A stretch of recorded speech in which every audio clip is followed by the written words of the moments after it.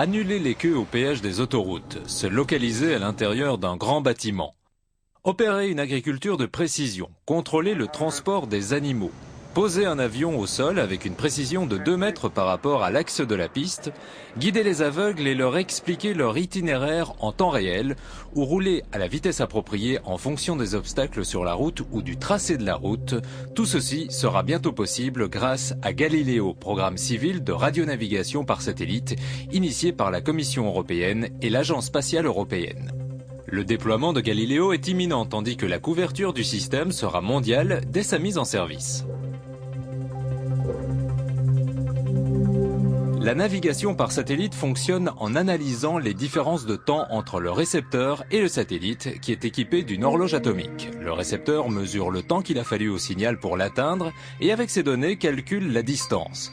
La position est obtenue par triangulation en utilisant les satellites comme point de référence. 4 satellites visibles sont nécessaires pour obtenir des informations optimales. Après son lancement en 2008, Galileo va présenter 2 avantages par rapport au système actuel, le GPS américain. Tout d'abord, Galileo va proposer un signal continu et garanti. Ensuite, il va offrir une précision de positionnement à 2 mètres près, alors que le GPS avoisine les 15 mètres. Cette précision va permettre d'améliorer les services existants, mais aussi et surtout de développer de nouvelles applications.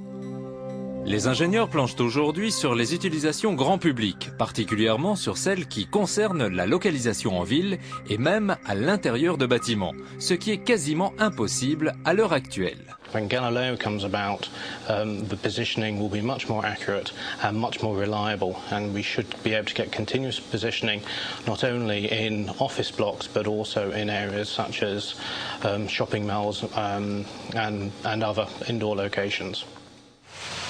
Galileo va permettre de retrouver sa position partout, même dans les tunnels. Les opérateurs seront aussi capables de fournir des services dits géolocalisés, cela veut dire retrouver ses amis n'importe où, trouver le restaurant le plus proche ou le plus proche cinéma.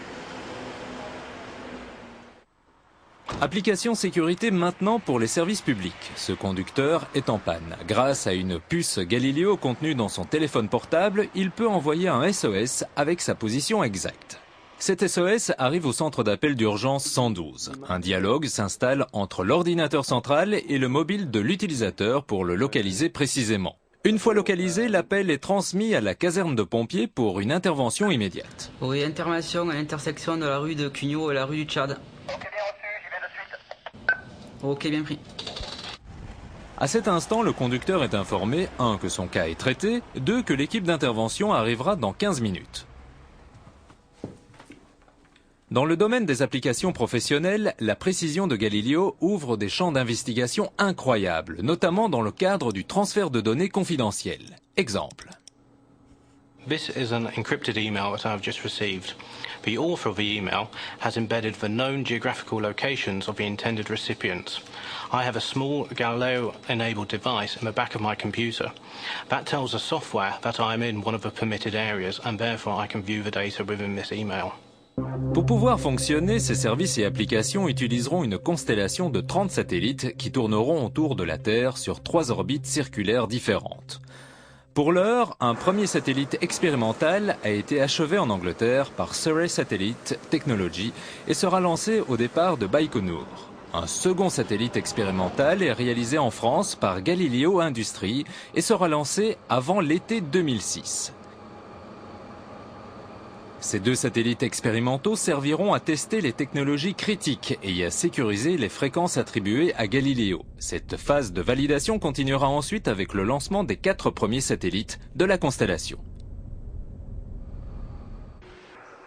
En plus de cette constellation, Galileo fonctionnera également avec des stations terrestres. Celles-ci auront pour mission de surveiller les satellites et la qualité de leurs signaux.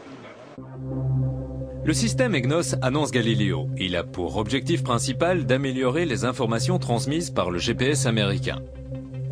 Les stations terrestres d'EGNOS analysent les signaux, mesurent leurs erreurs et calculent les informations de correction qui sont ensuite transmises aux récepteurs des utilisateurs. Ceux-ci disposent dès lors d'un positionnement fiable, élément utile notamment pour l'aviation civile.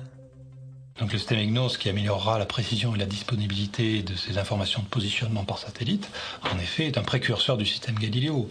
Il permet à un large domaine d'application de bénéficier de cette précision et permet aux industriels de prendre pied sur ce marché potentiellement exponentiel des applications de la navigation par satellite. Ici en Chine, sur ce ferry naviguant sur le Yangtze, EGNOS a déjà été testé. EGNOS est non seulement opérationnel, mais aussi gratuit pour les applications grand public. Comme le montrent ces images, le projet EGNOS, et encore plus son successeur Galileo, ne reste pas cantonné à l'Europe. D'autres pays sont impliqués. Galileo est réellement un projet international.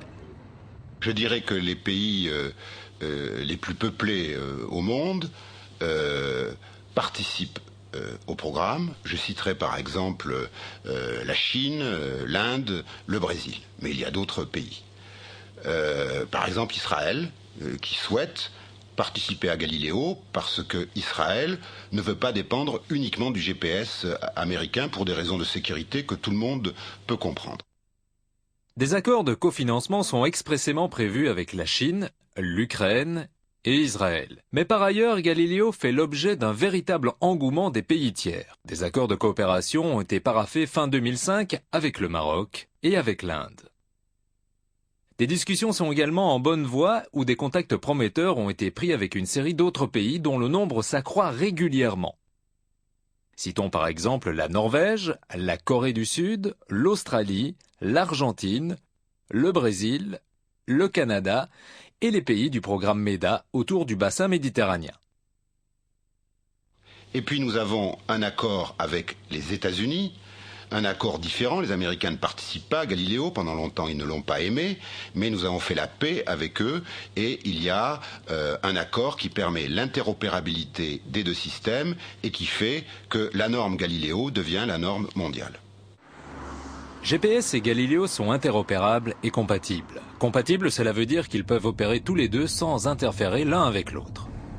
Interopérables signifie qu'ils peuvent être utilisés ensemble, et là, c'est tout bénéfice pour les utilisateurs.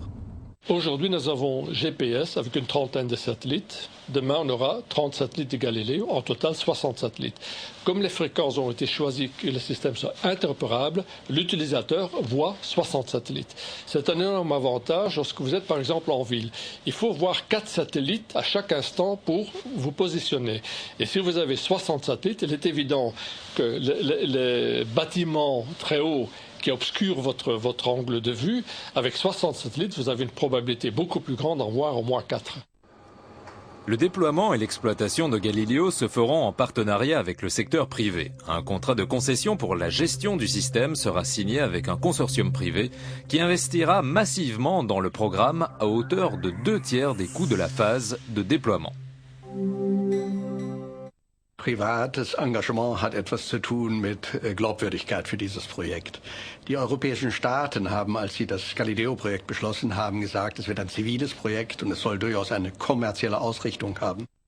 Les estimations du marché autour de Galileo donnent le vertige. Si les recettes mondiales brutes pour les produits de la radionavigation étaient quasi inexistantes en 2001, elles représenteront 300 milliards d'euros d'ici 2020. Ce sera notamment le grand public qui alimentera ce chiffre d'affaires.